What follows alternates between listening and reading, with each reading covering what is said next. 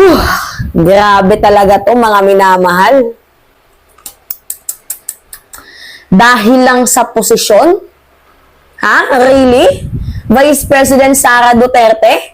Dahil lang sa posisyon, dahil sa kapangyarihan, nilamon ka ng sistema? To the point na yung ama mo, ipinagkanuno mo para kaawaan ka.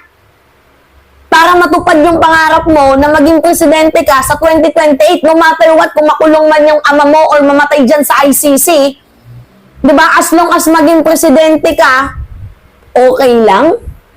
Kasi ito kasi mga minamahal. Yung Pilipino kasi, yung emosyon yan gumagana. Maawain yung mga Pilipino.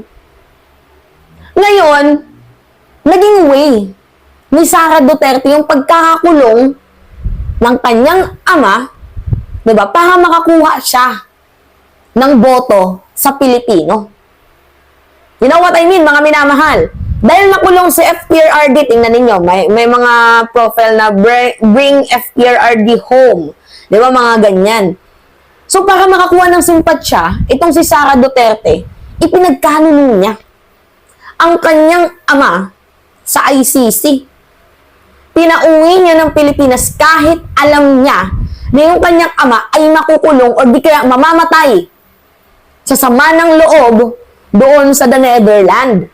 Kasi kung ako mga minamahal yung yung anak, okay, sige, may ginawang kasalanan yung ama ko. Pero syempre, dugot laman mo din yun Ama mo yun. Yung palaki sa'yo, tumulong sa'yo. And for me, the right thing to do, kung ako yung tatanungin, syempre, ama ko yun, diba? Yung unang iisipin ko dyan, hindi pwedeng makulong yung ama ko. Gagawin ko lahat ng sandata para hindi makulong yung ama ko. Gagawin ko lahat. Kahit ano pa mang paraan, pangit man sa kanila tingnan, basta yung ama ko kasama ko sa piling ko. Diba? Gagawin mo paraan lahat-lahat. Kahit pa itago mo si Digong. Syempre, magagawa yun ng isang tunay na may pagmamahal na anak sa kanyang ama.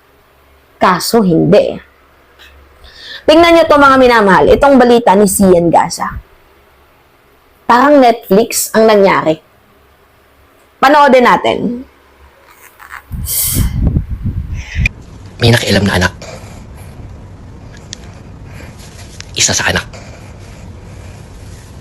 Stating na kapag hindi ka umuwi ng Pilipinas, para nating sinabi sa mga taong naniniwala sa atin na mahina tayo, na tumatakbo tayo, at makaka-epekto ito sa upcoming na election ng ating mga senatorial balls and even the big one on 2028. So, sabi ng isang anak, I don't know how they call, tatay, papa, daddy, I don't know, I'm not sure. I think, kailangan mong bumalik sa Pilipinas to show all of them na hindi tayo basta-basta tumatakbo. Pero, sabi niya, before natin gawin yan at before natin pagdesisyonan yan, tatawagan ko muna yung insider, yung contact natin sa loob. May tanim sila, definitely. Ito na ang plot twist over plot twist.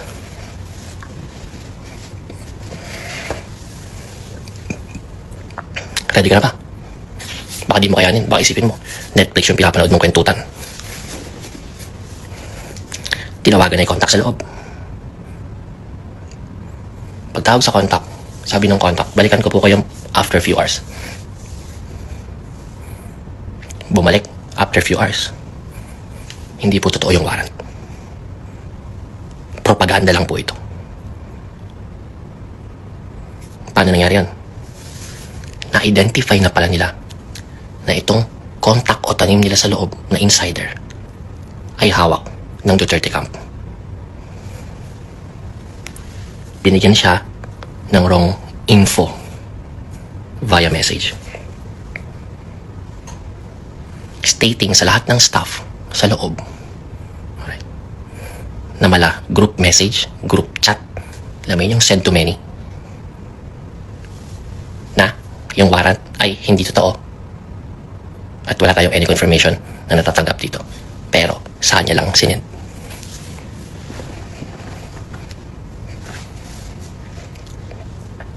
Kasi alam na magre-report siya sa kabila. pagbanat ngayon na fake lang po yan, hindi yan totoo. Kasi talagang casted to sa loob eh.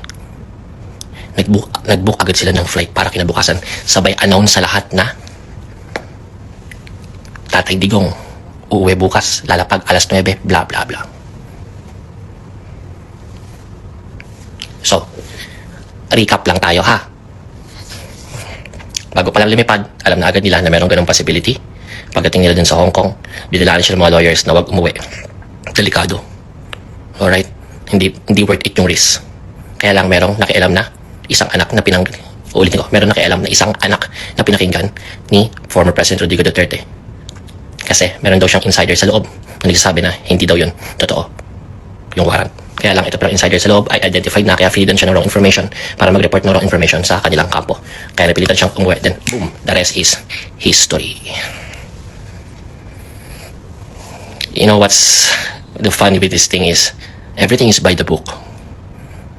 You know, everything is by the book. Technically speaking, you know, nagawa nila lahat within the power or the reach of the law. Kaya lang, na-weaponize lang through their own personal gain. And nakakalungkot lang kasi, syempre, based sa kwento, based sa plot, avoidable pala siya.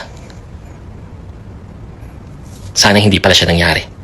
Kung nakinig lang sana yung former president sa group of lawyers niya at hindi sa kanyang anak. Yun po. Narinig ninyo.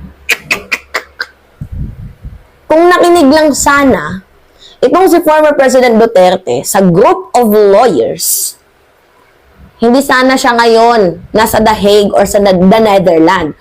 Although, nagtatago si Digong, hinahanap natin sana siya ngayon.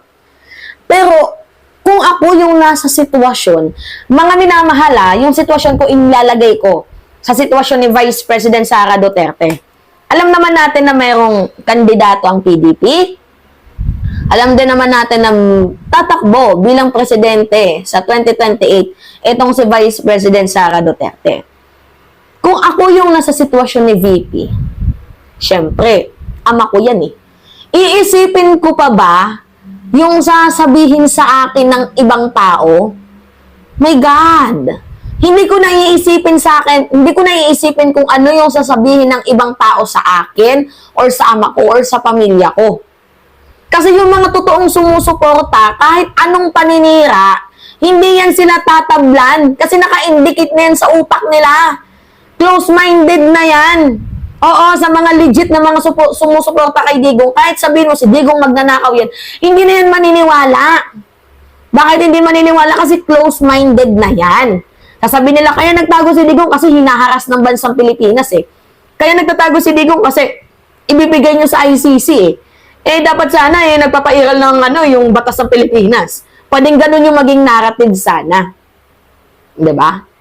Kaso, dahil sa posisyon, dahil sa kapangyarihan, ipinagkanuno mo yung ama mo. Sinusulan mo pa na kapag umuwi ka ng bansang Pilipinas, na kapag hindi tayo umuwi, paano yung mga senador, paano ako sa 2028? Inisip mo pa ba yun, yung kapangyarihan, yung posisyon mo, kaysa sa sarili mong ama na nagbuhat ng bangko sa'yo?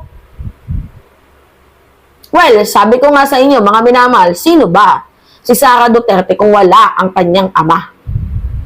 Sino nga ba ang PDP kung wala si former President Duterte? Aber? Sino si Ipe? Sino yung PDP nga? Mga minamahal. Sino yung mga Duterte? Sino si Pulong? Sino si Baste? Sino sila? Silang lahat. Kung wala si former President Duterte. Nakasalalay yung pangalan nila kay Digong. Diba? Nakakalungkot lang isipin na kaya palang gawin ng isang anak na ipagkanuno yung kanyang sariling ama, dugot naman niya din para lamang sa posisyon.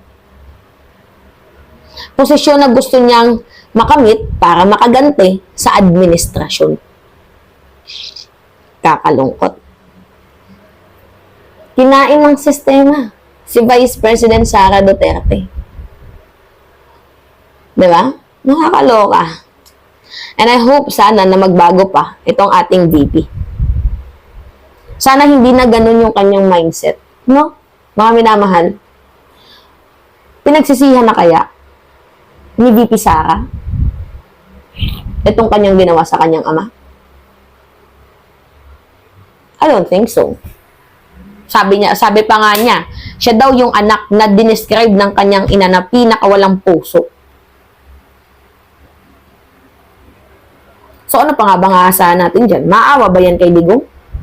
Eh siya na nga mismo yung nag-describe sa sarili niya na wala siyang puso, di ba? Boom. Alright. So yun po, mga minamahal. Anyway, it's me again, Alicia nyo. At nagbabalik ulit para sa ating panibagong video. So, pengi lang po ako mga minamahal ng comments, likes, and share. And also, don't forget to click the subscribe and hit the notification bell for more update. Yan lamang po. Ingat mga kababayan.